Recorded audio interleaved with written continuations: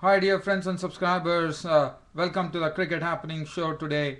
And in this part of this Cricket Happening Show, your host Iram is going to I'm going to do a brief preview of two one-day matches coming up. Two matches coming up. One would be the second T20 clash between Australia and India, which is going to be happening at the Melbourne Cricket Ground, the MCG. As far as the other match is concerned, that is between New Zealand and Zimbabwe, which is going to be the first of the. They had a one-off test which New Zealand, crushed Zimbabwe by bowling them out in an innings twice on the same day, which was a great record. And so New Zealand would be absolutely geeked up, and they would be looking forward to it. And Zimbabwe would like to really set things right in the one day format. So New Zealand and Zimbabwe will be clashing in the first of the three one-day internationals against New Zealand at Dunedin, which I'll be talking about. But first, let me just preview the Australia versus India clash. The second T20 match is going to be happen at the MCG, and what is going to be interesting is the first thing that I would like to talk about is that T20s, as you know, are the future of the game, and the players have already started voicing the opinion that instead of having two T20s, there should be a lot of T20s being played. I think I would definitely agree with that because they are the crowd pullers, and we saw at the Sydney Cricket Ground what it did actually. In fact, Sydney Cricket Ground had the record attendance in the first T20, where it broke all the records in the history of Sydney Cricket Ground by having a lot of cricket spectators on the ground on that particular day. So it has broken all the records. So one is definitely looking forward to the Melbourne Cricket Ground, where there is going to be a good crowd there to watch it. And one only hopes another record is broken there at the MCG in the Melbourne Cricket Ground, with, as I said, the T20s are going to feature, and there's more interest created now. The simple reason being the Big Bash League was a big success, the inaugural Big Bash League, and then India, as you know, it's Australia are on their home turf, and definitely India have been crushed by Australia in the Test matches, so they're definitely looking forward to their home team getting some good victories under the belt. Well, as far as India is concerned, India are the ones who have to do all the hard work because now it's probably India now hunting for a victory, I would say. Well, as far as India is concerned, what are going to be the changes? Virendra Sehwag, Gautam Gambhir would, as usual, open the innings for India. Sehwag really needs to get on with the game and put up some good score. Probably the second T20 clash might be the moment for Virendra Sehwag. Virat Kohli, well, the other day he showed a lot of panache and a lot of guts in actually even hitting Brett Lee for a six, which took Brett Lee by surprise. Then Suresh Raina. Now, Suresh Raina briefly flourished, but briefly entertained, I would say, but he couldn't really go on with the pressure really coming onto him.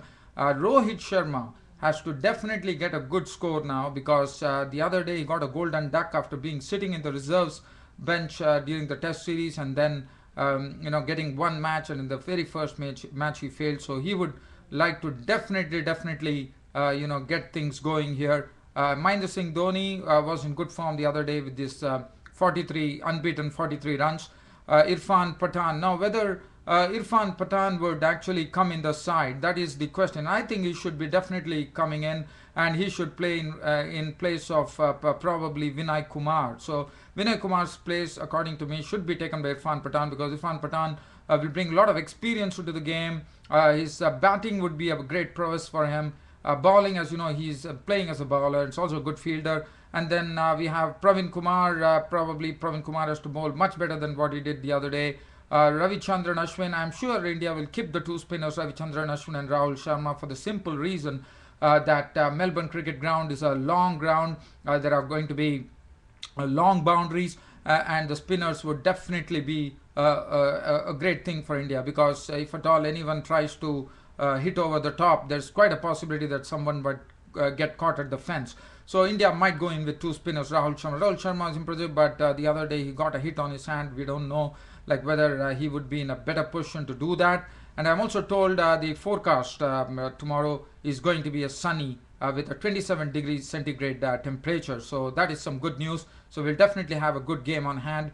Australia, what are they going to do? Matthew Wade is definitely going to continue to operate, and probably he's probably shutting the door for Brad Haddin, who has been out of form.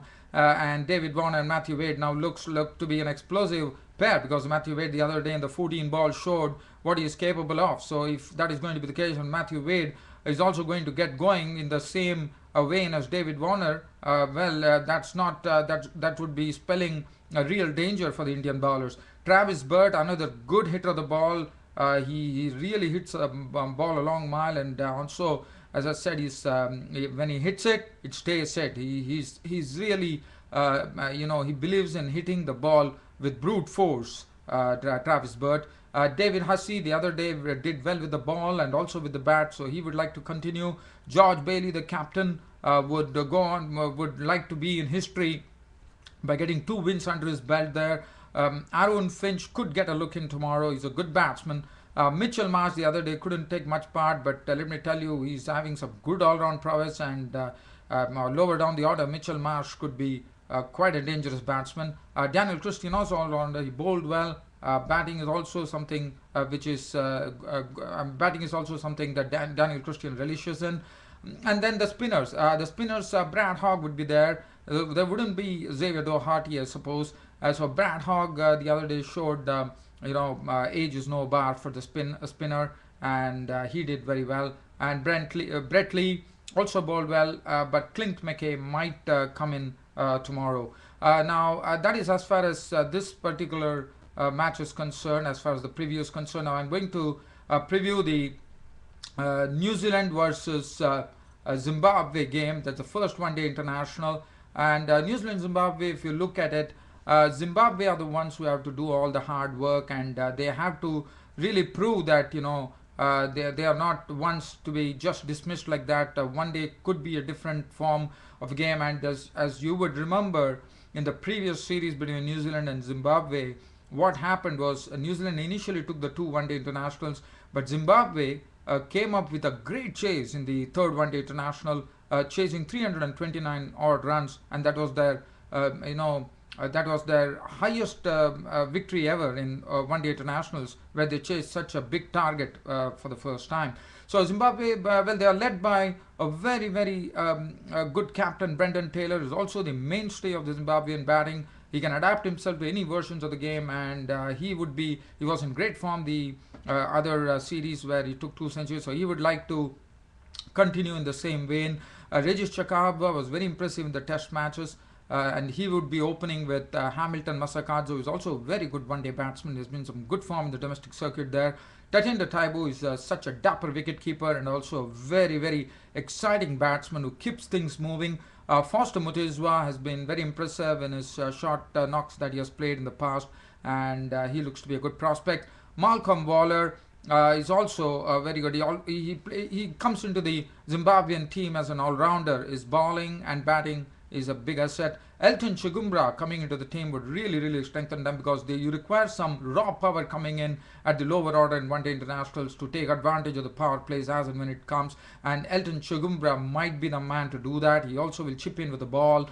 Then Keegan Met, the spinners are very important according to me. Prosper Utsaya and Ray Price will form a very able combination. Prosper Utsaya with his right arm off spin, and Ray Price with his left arm spin. They can really, really throttle the batsman there. And then the pace bowlers, Brian Vittori and Kyle Jarvis, would be manning the pace department, pace seam and swing department for Zimbabwe. And that would be something to see, because in New Zealand, especially with the wind. But I'm told that tomorrow it's not going to be a lot of winds blowing. It's going to be a mild wind tomorrow, so that is good. Probably the Zimbabwean bowlers have good knowledge of the New Zealand conditions now after playing in those test matches, and they know what to do. I'm sure the coach and the captain would have sat down with all the guys and really, prepared them very well. Now let's very, very quickly talking about New Zealand. They are on the up, absolutely. Rob Nichol and Martin Guptill will open the batting. Brendan McCullum would be the captain of the team and the wicketkeeper. Tom Latham could quite make his ODI debut tomorrow. Dean Brownlee, Nathan McCullum, Doug Bracewell, Andrew Ellis, an all-rounder, could come into the squad tomorrow. And the pace, Jacob Oram as a big hitter in the order would really strengthen things for New Zealand. And then Kyle Mills and Tim Southey would be looking after the seam and swing department, I would say. Well, so all in all, I think New Zealand definitely hold the upper hand, no doubt about it. But Zimbabwe could put up a better show and something different than what one saw in the test matches. So I'm sure Zimbabwe would come up a very stronger team now in the one-day internationals, because one has seen that their one-day record has been absolutely, and of late they have been very good in one-day internationals. So we look forward to two good games coming up tomorrow. The second T20 clash, and the first of the one-day internationals, of the three one-day internationals, three one-day series starting between New Zealand and Zimbabwe. That's it from me, your host Ram, for this Cricket Happening show for today. See you all tomorrow. Thank you.